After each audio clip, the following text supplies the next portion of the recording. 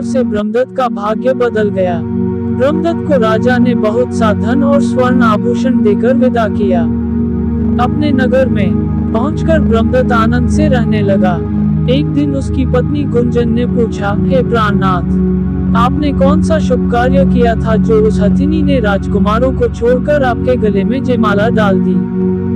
ब्रह्मदत्त ने 16 सोमवार व्रत की सारी कहानी बता दी। अपने पति से 16 सोमवार का महत्व जानकर राजकुमारी गुंजन ने पुत्र की इच्छा से 16 सोमवार का व्रत किया। निश्चित समय पर भगवान शिव की अनुकंपा से राजकुमारी के एक सुंदर व स्वस्थ पुत्र उत्पन्न हुआ। पुत्र का नामकरण गोपाल के रूप में हुआ। दोनों पति पत्नी सुंदर पुत्र को पाकर बहुत खुश हुए। पुत्र ने भी माँ से एक दिन प्रश्न किया कि मैंने तुम्हारे ही घर में जन्म लिया, इसका क्या कारण है?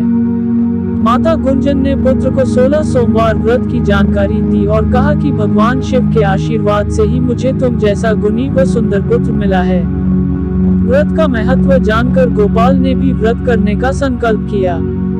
गोपाल जब 16 वर्ष का हुआ तो उसने राज्य पाने की इच्छा से 16 सोमवार का विधिवत व्रत किया। व्रत समापन के बाद गोपाल घूमने के लिए समीप के नगर में गया। उस नगर के राजा के महामंत्री राजकुमार के विवाह के लिए सुयोग्य वर की तलाश में निकले थे। राजा ने गोपाल को देखा तो बहुत प्रसन्न हुए। फिर गोपाल से उसके माता पिता के संबंध में बातें करके उसे अपने साथ महल में ले गए। वृद्ध राजा ने गोपाल को पसंद किया और बहुत धूमधाम से राजकुमारी का विवाह उसके साथ कर दिया। 16 सोमवार के व्रत करने से गोपाल महल में पहुंचकर आनंद से रहने लगा। तृतीय अध्याय। 2 वर्ष बाद राजा का निधन हो गया तो गोपाल को उस नगर का राजा बना दिया गया। इस तरह 16 सोमवार व्रत करने से गोपाल की राज्य पाने की इच्छा पूर्ण हो गई। राजा बनने के बाद भी गोपाल विधिवत 16 सोमवार का व्रत करता रहा। व्रत के समापन पर 17वें सोमवार को गोपाल ने अपनी पत्नी मंगला से कहा कि व्रत की सारी सामग्री लेकर वह समीप के शिव मंदिर में पहुंचे।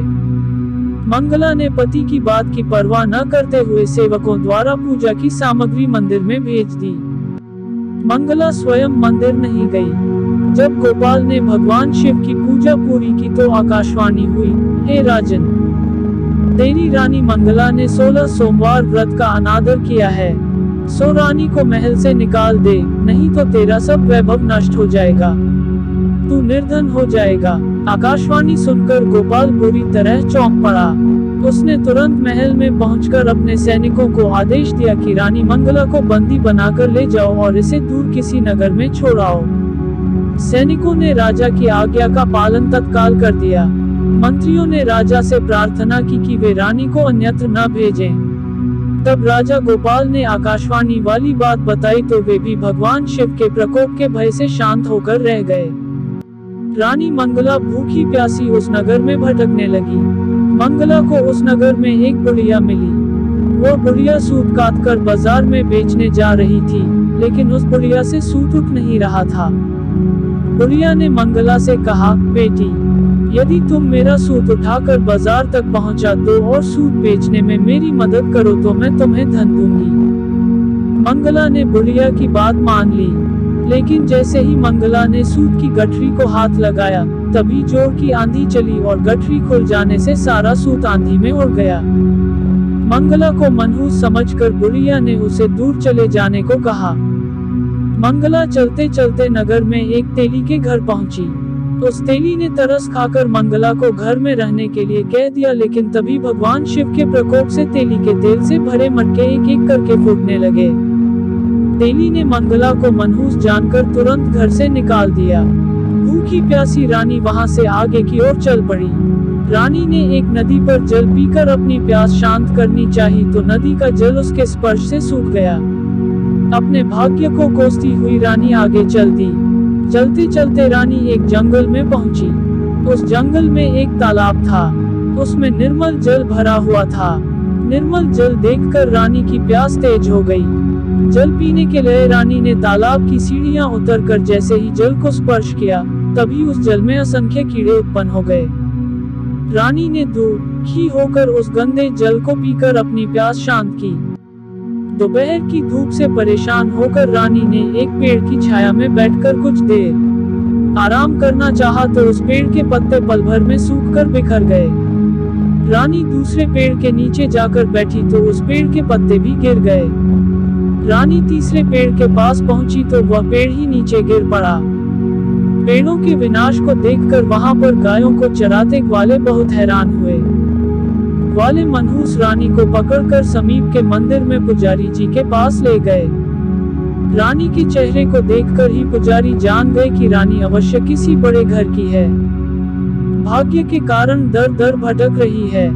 पुजारी ने रानी से कहा, पुत्री, तुम कोई चिंता नहीं करो, मेरे साथ इस मंदिर में रहो, कुछ ही दिनों में सब ठीक हो जाएगा।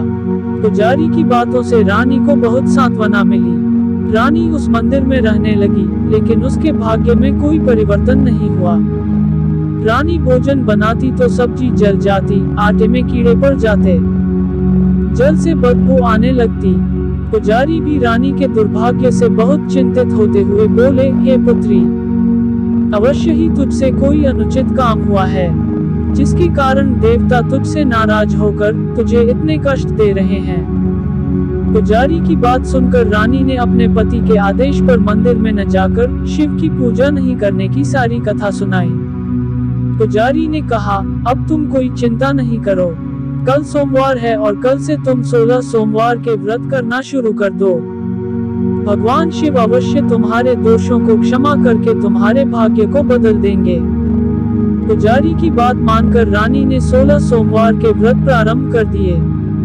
सोमवार को व्रत करके विधिवत शिव की पूजा अर्चना करके रानी व्रत कथा सुनने लगी।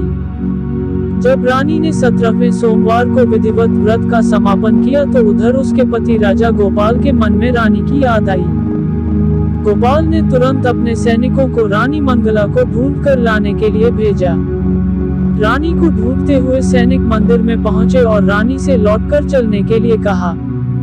पुजारी ने सैनिकों से मना कर दिया और सैनिक निराश होकर लौट गए। उन्होंने लौटकर राजा को सारी बातें बताईं। राजा गोपाल स्वयं उस मंदिर में पुजारी के पास पहुंचे और रानी को महल से निकाल देने के कारण पुजारी जी से क्षमा मांगी। पुजारी ने राजा से कहा, ये सब भगवान शिव के प्रकोप के कारण हुआ है, इसलिए रानी अब कभी भगवान शिव की पूजा की अवहेलना नहीं करेगी। पुजारी जी ने समझाकर रानी मंगला को विदा किया। राजा गोपाल के साथ रानी मंगला महल में पहुंची। महल में बहुत खुशियां मनाई गईं। पूरे नगर को सजाया गया। लोगों ने उस रात दिवाली की तरह घरों में दीपक जलाकर रोशनी की। ब्राह्मणों ने वेद मंत्रों से रानी मंगला का स्वागत किया। राजा ने ब्राह्मणों को अन्न, वस्त्र और धन का दान दिया।